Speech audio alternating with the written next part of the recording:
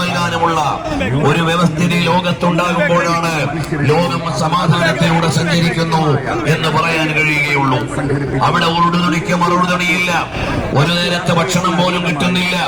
ഈ ഒരു പരിതസ്ഥിതിയിലാണ് 88% ടെക്സ്റ്റൈൽ ഉൽപ്പന്നങ്ങളും വാങ്ങുന്നവൻ അടിസ്ഥാനപരമായി അതിന്റെ ഉപയോഗ സമയം കഴിയുന്നതിന് മുമ്പ് തന്നെ വലിച്ചെറിയുകയാണ്. സസ്റ്റൈനബിൾ മാഗസിൻ റിപ്പോർട്ട് ചെയ്ത പ്രകാരം 95% ഷൂ ഉപയോഗശൂന്യമാകുന്നതിന് മുമ്പ് വലിച്ചെറിയുകയാണ്.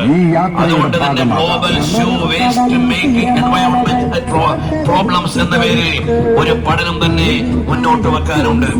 എന്തുകൊണ്ടാണ് ഇങ്ങനെയെല്ലാം വന്നുകൊണ്ടിരിക്കുന്നത് എന്നതും മറ്റൊരു സാമൂഹിക നിരീക്ഷണമാണ്. അതിന് മറുപടി പറയണമെങ്കിൽ ഹിസ്റ്ററി ഓഫ് ഒബ്സലൻസസ് എന്ന ചരിത്രം നമ്മൾ പഠിച്ചു നോക്കണം.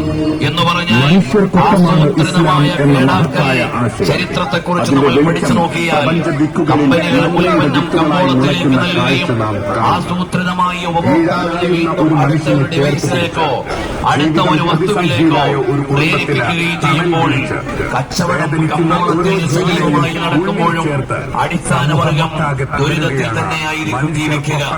ഇത് വസ്ത്രത്തിന്റെയും ചെരുപ്പിന്റെയും കഥയാണെങ്കിൽ അടിസ്ഥാനപരമായി മനുഷ്യനാവശ്യമുള്ള ഭക്ഷണത്തിന്റെ അവസ്ഥ എന്താണ്?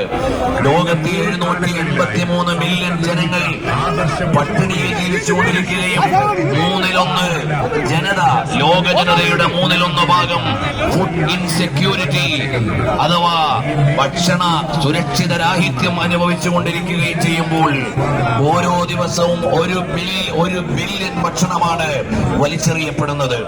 ഒന്നുകൂടി ഞാൻ വ്യക്തമായി പറയാം, ഓരോ ദിവസവും ലോകത്ത് വേസ്റ്റാക്കി കളയുന്ന ഭക്ഷണം 1 ബില്യൺ ആളുകൾക്ക് കഴിക്കാനുള്ള ഭക്ഷണമാണ്. ഒരു ദിവസം അല്ലെങ്കിൽ ഓരോ ദിവസവും ഇന്ന് പട്ടിണി അനുഭവിച്ചുകൊണ്ടിരിക്കുന്നത് 783 മില്യൺ ജനങ്ങളാണ്. 1/3 ജനത ഭക്ഷണ സുരക്ഷിതത്വമില്ലാതെ ലോകത്ത് ജീവിച്ചുകൊണ്ടിരിക്കുകയാണ്. ഇതെല്ലാം മുന്നോട്ട് വെക്കുന്ന നമ്മളോട് പറഞ്ഞു തന്നുകൊണ്ടിരിക്കുന്നത് മനുഷ്യൻ തന്നെ രൂപപ്പെടുത്തിയ ചില വ്യവസ്ഥിതികൾ ഇൻഹ്യൂമനായി മനുഷ്യേതരമായി പ്രവർത്തിച്ചു കൊണ്ടിരിക്കുകയാണ്. ഈ ഒരു കാലഘട്ടത്തിൽ എല്ലാ മനുഷ്യരോടും പറയാനുള്ള ഏറ്റവും വലിയ മുദ്രാവാക്യം എന്താണ്? മനുഷ്യരെ, നിങ്ങൾ മനുഷ്യരാവുക എന്നാണ്.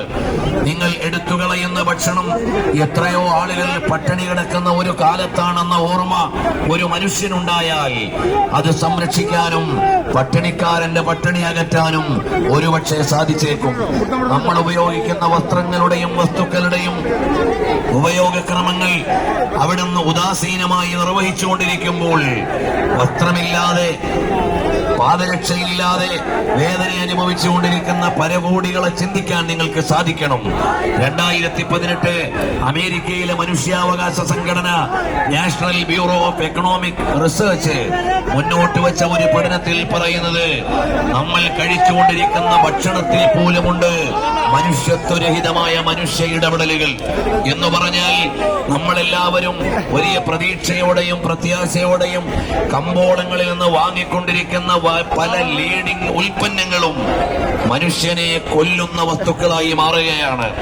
നെസ്ലെയുടെ ബേബി ഫുഡിനെ കുറിച്ച് മാത്രം 1,08,70,000 കുട്ടികൾ 1960 മുതൽ 1,08,70,000 കുഞ്ഞുങ്ങൾ മരണപ്പെടാനുള്ള കാരണം എന്താണ് എന്ന് ചോദിച്ചാൽ national bureau of economic research America പുറത്തേക്ക് വിട്ട കണക്കനുസരിച്ച് നോക്കിയാൽ നെസ്ലെയുടെ ബേബി ഫുഡായിരുന്നു. ഇതുപോലെ പല കമ്പനികൾക്കും പറയാനുണ്ട്.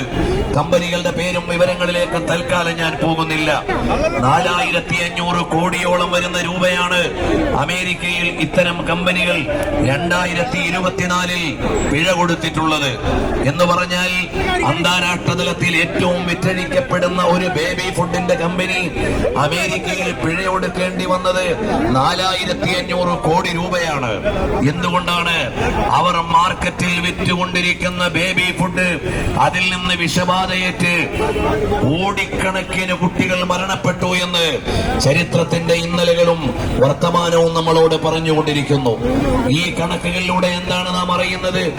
ഒരു മനുഷ്യൻ തന്നെ മറ്റു മനുഷ്യരെ കൊന്നു ജീവിക്കാൻ പഠിച്ചിരിക്കുന്നു എന്നാണ് അതിന്റെ അർത്ഥം. നമ്മുടെ രാജ്യത്തെ സുരക്ഷിത സംവിധാനങ്ങൾ ഫുഡ് സേഫ്റ്റിയുടെയും അതുപോലെ തന്നെ മെഡിക്കൽ സേഫ്റ്റിയുടെയും എല്ലാം മേഖലയിലുള്ള ആളുകൾ ജാഗ്രതയോടെ പ്രവർത്തിക്കേണ്ടതുണ്ട് എന്ന ഒരു ഉണർത്തൽ കൂടിയുണ്ട്. പല വിദേശ രാജ്യങ്ങളിലും ആളുകൾ കൊല്ലപ്പെട്ടതിന്റെ പേരിൽ പിഴയടപ്പിക്കപ്പെട്ട മെഡിസിനുകളും ബേബി ഫുഡുകളും നമ്മുടെ രാജ്യത്ത് സുതാര്യമായി വിറ്റുകൊണ്ടിരിക്കുന്നുണ്ട്. അതുപോലെ നമ്മുടെ ആരോഗ്യ മേഖലയെ നിങ്ങൾ ആലോചിച്ചു